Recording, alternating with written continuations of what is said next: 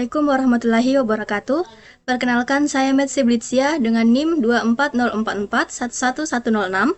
Pada video kali ini, saya akan membahas tentang desain jaringan komputer untuk memenuhi tugas kuliah jaringan komputer dengan dosen pengampu Pak Alim Surya Saruman, Eskom MPD.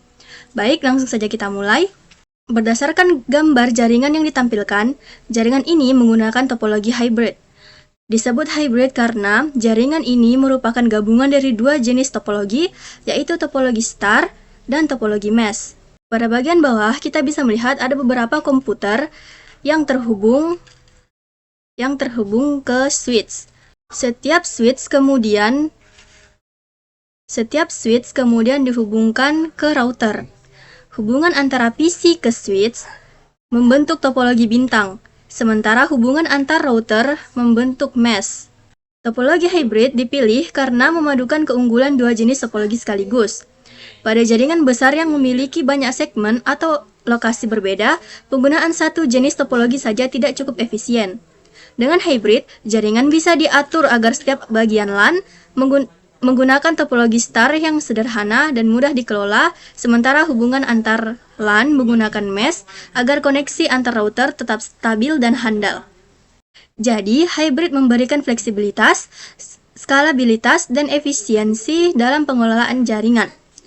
Kelebihan topologi hybrid. Yang pertama, fleksibilitas dan mudah dikembangkan.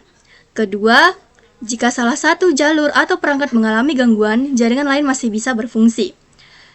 Ketiga, mampu menampung banyak perangkat tanpa menurunkan kinerja secara signifikan. Kekurangan topologi hybrid. 1. Biaya pemasangan cukup mahal karena menggunakan banyak perangkat. 2. Pengaturan dan perawatan jaringan lebih kompleks. 3. Membutuhkan pengetahuan teknis yang lebih tinggi untuk mengkonfigurasinya. Selanjutnya, membahas media kabel yang digunakan. Dalam gambar jaringan tersebut, media kabel yang digunakan adalah kabel UTP dan kabel serial. Kabel UTP digunakan untuk menghubungkan PC ke switch dan switch ke router. Kelebihannya yaitu harga murah dan mudah dipasang serta mudah didapatkan dan umum digunakan di jaringan LAN. Kekurangannya rentan terhadap gangguan elektromagnetik dan tidak cocok untuk jarak yang terlalu jauh. Kabel UTP maksimal sekitar 100 meter. Kabel serial ini digunakan untuk menghubungkan antar router. Kelebihannya stabil untuk komunikasi jarak jauh antar router dan sudah umum digunakan untuk jaringan WAN. Kekurangannya, kecepatan transfer lebih rendah dibanding kabel modern seperti fiber optik. Instalasinya juga lebih rumit dan memerlukan konfigurasi tambahan. Sekarang kita bahas tentang IP address. IP address yang saya gunakan adalah IP address kelas C. IP kelas C dipilih karena jumlah perangkat pada jaringan ini tidak terlalu banyak, sehingga kapasitas 254 host sudah lebih dari cukup. Selain itu, konfigurasi dengan subnet mesh 255.255.255.0 lebih mudah diterapkan, efisien dan cocok untuk jaringan lokal berskala kecil hingga menengah. Contoh IP yang saya gunakan di jaringan ini misalnya 192.168.10.1.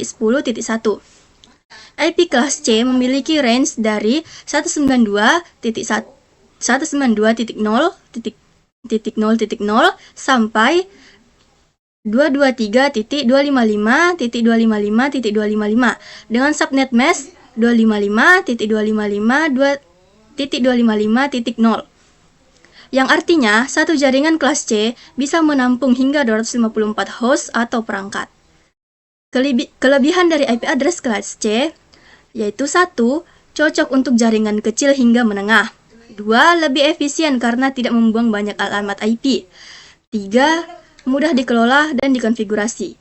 Kekurangannya, 1. Tidak cocok untuk jaringan besar yang memiliki banyak perangkat. Dan yang kedua, jumlah host per jaringan terbatas, hanya 254. Jadi, kesimpulannya, jaringan pada gambar menggunakan topologi hybrid dengan kombinasi topologi star dan topologi mesh. Lalu, gambar ini menggunakan media kabel UTP dan kabel serial. Serta gambar ini menerapkan IP address kelas C, yaitu 192.168.10.1.